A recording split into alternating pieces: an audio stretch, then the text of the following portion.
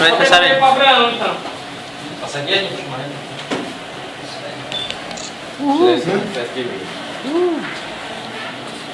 Tem a ladragem aí, ó. Vou pegar você.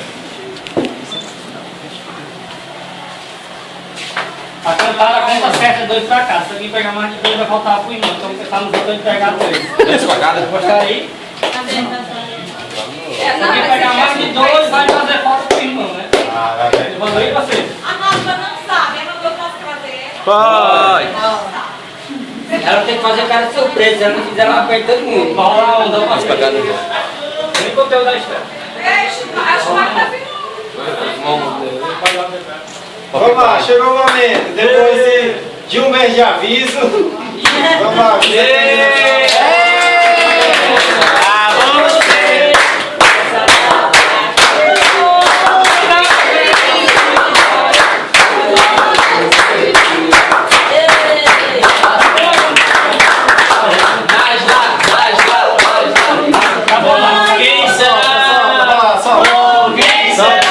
Solta na cara, solta na cara.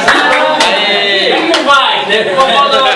Inclusive foi a vela, ela. É o repórter da... Não, agora é o pai, que mudou. Terceiro pedaço. Fica em silêncio que eu vou fazer o meu pedido. Tá bom. Mas você já acabou de dar o pedido, viu?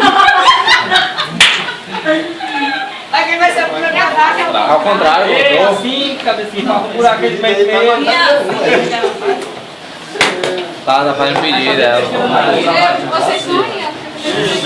Ei, Pegar já. aqui, 2 não. por cada. 2. Oi, bebê. Não, vai te. Cheguei atrasado, foi nada. Agora o primeiro pedaço de bolo.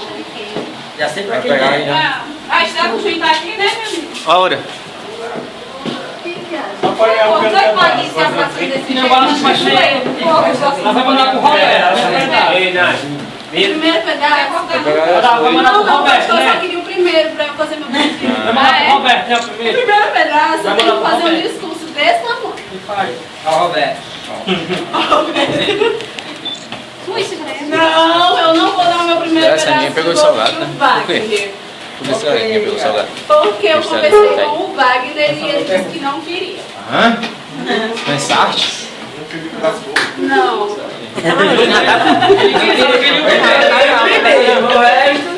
Bora, Luiz. Eu quero silêncio, que eu vou falar. O meu primeiro pedaço de bolo vai pra uma pessoa que eu gosto demais. Deixa eu não mais querer não, viu? Tá com Deus. E que é precisão. E que é meu analista. Ele é meu psicólogo. Eu converso muito com ele, é o Evandro. É quase. Tá tão emocionado, é?